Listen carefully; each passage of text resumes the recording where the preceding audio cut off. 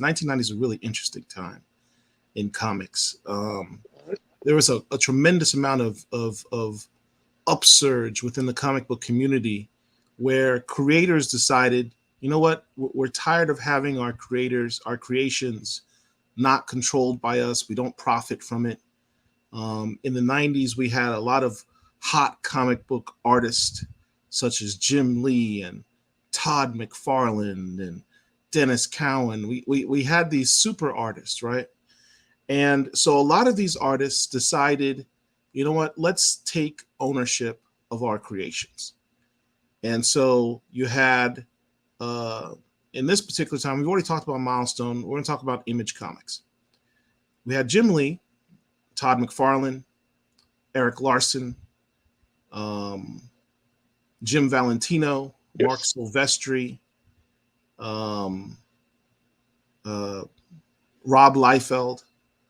They decided to form their own organization called Image Comics. It was going to be a completely independent comic book company that would be at your local LCS. And they literally took the hottest comic book artist that Marvel and DC had and formed their own company. And the difference is that not only would the creations of these particular artists be owned by them for in perpetuity, um, they would be able to profit from those characters in the future.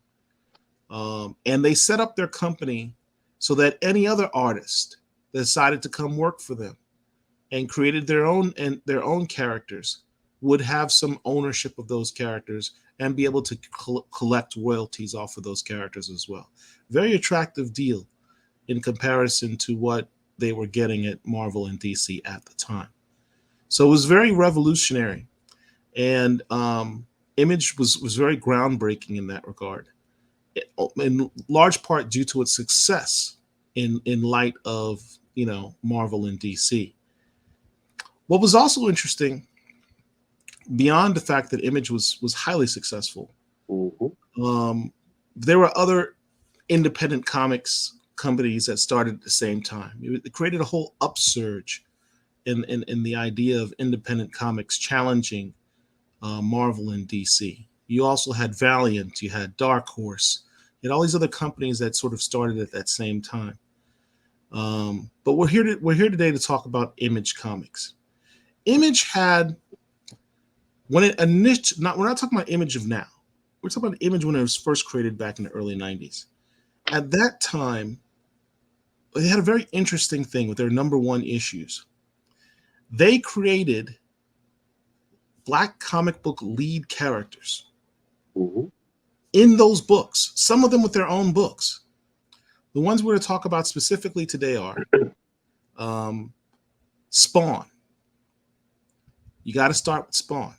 Spawn is the reigning king of black comic superhero lead characters in terms of it being the longest running black superhero lead character of all time, running to this day, done by Todd McFarlane. You also had uh, Battalion from Stormwatch, which Stormwatch was the initial creation of Trevor Clark and Clark, I believe his name Clark Scott, no something Scott. Um, Part of the Jim Lee imprint at Wildstorm Comics. Mm-hmm.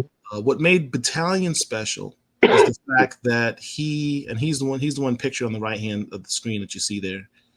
He was a tremendously powerful telekinetic who used a suit to enhance his powers and help him refine and control his powers. He was the leader of Stormwatch, a black leader of a super team Mm-hmm. that was very reminiscent of, in essence, the Avengers. Next up, we had Chapel. Chapel is, I begrudgingly call a hero in the sense that he was on a superhero team, but he really was much more of, at best, an anti hero. He was a mercenary who worked on the Youngblood team. And what's interesting is he's the one who actually killed Al Simmons, Yes. the Spawn. Um, and he had ties in that book as well. We also had Ant, created by Mario Gully. Mm-hmm. I think Herschel, our boy Herschel, actually postulated the possibility that Ant might be the first black female superhero with her own title. Am I right in that, Rich? I believe so. That image definitely. Um, Yeah. I'm not sure the years or With whatever, an but I do ongoing believe so. series. With an Yeah, ongoing series. Yeah. right. Absolutely. Um, created by Mario Gully. Um, Ant was a girl who, well, there are various different incarnations of her origin. I'll let Rich get into that. But she wore this exoskeleton suit, which gave her enhanced powers and abilities. And finally, we had Deathblow. Deathblow, or Michael Crane, Yep.